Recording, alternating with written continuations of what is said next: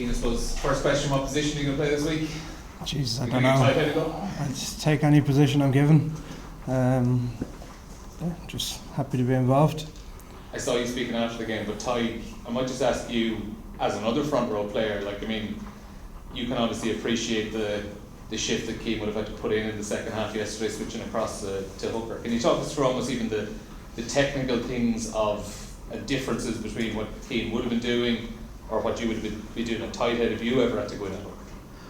Cian's probably the best place to answer because he's covered all three at this stage. I think a hooker and a tight head are not relatively simple or similar, but more similar to from a loose head to tight head in terms of chest position, head position, and etc. The way you kind of balance weight on both shoulders. I think the thing Church's done unbelievably well is transition from loose head to tight head, then to hooker, and pick up all three so quickly. And I suppose it's a testament to Church here beside me because it's not easy to do, and you can swamp yourself with overthinking, where the man just went for it and did so well, And Cian, I know you've often been listed down as the potential tight head loose hooker option on team sheets and things like that, and you played there at school, but how much would you kind of fill in at training and things like that down the years, just getting a few reps here and there?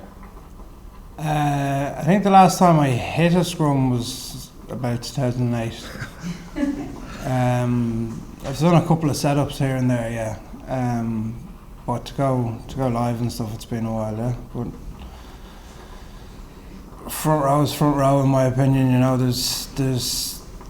There's technicalities, that you can iron out and all, but at the end of the day, you just got to hit and push and strike. But was that the mindset when you were going in on Sunday? Yeah, I went into the middle of two of the best props in the world, so I'm in a relatively good starting place there. Just give it a lash, have a shot. Nothing to lose, like I said. I don't mind if someone lifts me up out of the middle of the scrum. I can take that, but we ended up with 15 men on the field when we could have been with 14, and that's kind of greater cause stuff, so it's fine. And just Tadhg, my final question for you. You got back out on the pitch on Sunday in 65 minutes, pretty solid shift and pretty solid day's work. How was the body and how were the lungs after the game? Not good. I thought I could have pushed minutes out if I had to. Obviously, Tommy came on, but I felt good. Tadhg, just ask you about the occasion on Saturday more than just the match. Paddy's weekend, Ireland Grand Slam on the line against England. You played some big games, but this must be the biggest game of your career, isn't it? Well, I played a Grand Slam game in 2018 as well. At home in Dublin. Yeah, look, it's massive, and I think the occasion obviously adds to it from a player's perspective, or the dressing room. There's a bounce about it. It's all carrot, no stick for us, if that makes sense. But I suppose it's on us to play the game, not the occasion, at the same time, and I think that's probably at the forefront of our mind. And Cian, what about England getting such a hammer at the weekend? Is that something you could have done without? Done without, I don't know. You expect a bounce back. England rugby is very strong historically. In our area, they're a very strong pack. We're not going to look at that game and go, "Oh, that's going to happen for us." That would be silly of us. We'll treat them with the historical respect we treat that pack with, because they're bloody dangerous and they've got very good players and they've got top end weight in the pack. So we'll review this all properly, and you don't just look at a team's last game when you're prepping for it. You look at their season, you look at their players and their club games. You go through everything. So there's a lot to pick apart, and we'll do that, but at the same time there's going to be a lot of focus on ourselves and where we can draw more from ourselves in particular areas of the game. I think you both played in 2018, so you played in Grand Slam finals before. How do you prepare this week? Is it, do you treat it as another game, or do you embrace it and say, no, this is a massive game, now we're going to enjoy the build-up to it and the excitement and everything comes with it? Little bit of both. Little bit of both, and I suppose, look, it's all on the line, and you know, like, if you're not excited about playing this weekend, like, why are you playing the sport, or why are you doing what we slog away and work so hard at all year, you know what I mean? And I think the group is very excited, you know, and everyone's different within that. Like, some people love going out there and showing how good they are. There's other people that maybe find themselves to get small on that attention and our pressure, and I think we have a very good balance in the squad where we can talk about that to get the most out of each other. So it's about enjoying the week, enjoying the build up, but also doing the work. How much confidence do you derive from all the adversity that happened, losing players and decisions might have gone your way, and still coming through and winning well against Scotland? That's the game, though, isn't it? It's the game. Yeah, it happened.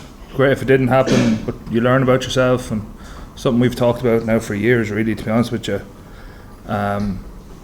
You can't really plan for it; just happens, and you just got to deal and get on. What did you learn about yourself? When everything goes against you and you perform, what did you learn about your team? Just keep pushing hard. No, just the lads are calm. You know what I mean? How do we get through this? Yeah, this is the plan. Okay, one blink an eye, and just trust. Just trusting the lads. Grand Slams are obviously very special, but how much more special would it be to do it in front of your family, your friends, maybe players you grew up playing alongside? Just did both of you? I mean, I'm sure you're sick of talking about it, but can you just try and encapsulate what it would mean to going into Dublin and have everyone close to you there? I think you take that apart in a few separate areas. Like, there's play for Ireland in Dublin with family and friends there that you'll see after, that they'll see you show them what it means. That's got its own magnitude, and I think that's what drives everyone to reach a standard that we're shooting for.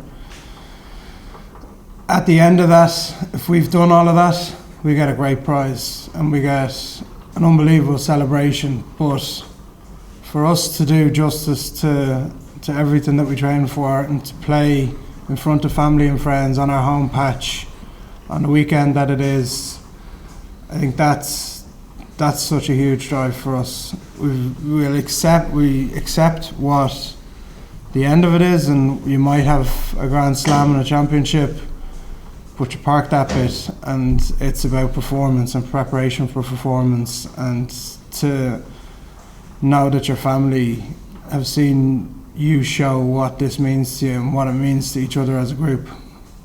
Tadhg?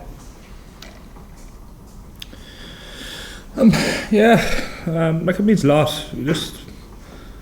I suppose you just want people, and I don't really like overly talking about it here because we've won nothing yet, you know what I mean? I think that's the danger of complacency, and I suppose we talk about, we understand it, but from the wider public as well, you know.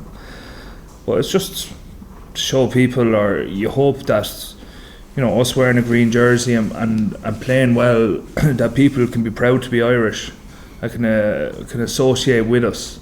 And I understand that everyone's not rugby people, and that's fine, and maybe not your rugby's not your cup of tea, but I hope that they can see through our actions that it means something to us, it means something to play for Ireland, no matter if you're, I don't know, within the island of Ireland, or you're an Irish living abroad, or whatever.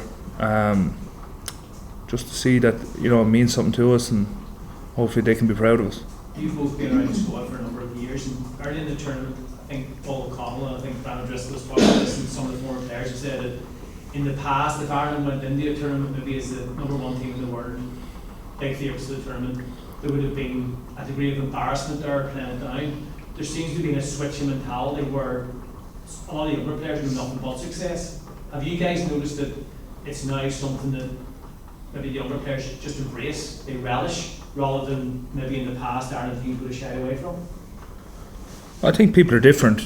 The younger people coming through the sport now are as a culture, not as a culture, but you know, as just as people are a little bit different than definitely when church came through, but certainly when I came through too. Yeah. So they have that little bit more self-confidence about them. But it's not like number one in the world or not number one in the world. It doesn't really factor into our heads a whole lot. Every time we go out to the pitch, you have to prove something. We've worked very hard, and every time we take the pitch, we have to not only protect that, but try to keep growing as well. And Tadhg, does playing England in particular, again, add an extra edge to it all? Edge occasion, it's always, no matter when you play England, and some of the teams in November, there's an extra special, I always think, I'm not sure how you feel, but a buzz around the stadium. I think that's just the way of it, and it definitely adds to the occasion. And just with friends and family, you already mentioned, what's it like to get tickets and to get everyone in there? Is your phone hopping with messages and calls trying to get there, or what's that side of things like? At this stage of my career, the people who get them know they're going to get them. A few stray texts, there'll just be a no, sorry. It's they'll know from weeks out that they're in line, and it all depends on selection. And if that's the case, then my ones that always come. What's like for you, Tadhg? Yeah, similar. I suppose we're have a certain amount of tickets, and that's it. And usual people kind of get tickets, family, etc. And as a supporter, I know you spoke about it before, that sometimes coming in on the bus, you're looking out at the fans, wishing you're out there, that it's such an exciting day. This is probably one of those days that's going to be a big one for supporters. Yeah, huge, and it's the occasion. It's it's a big thing. It's a big deal, and I have to say they've been incredible. There's a real, I feel there's a marked difference in the supporters. Edinburgh the weekend was unbelievable.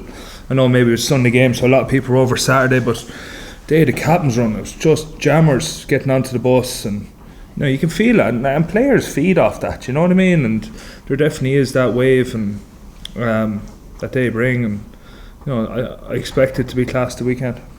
Yeah, I just want to ask you about Johnny Sexton. He's most likely to become Ireland's record point scorer this weekend. How good is he, and where does he rank in the list of the all-time greats in Irish rugby?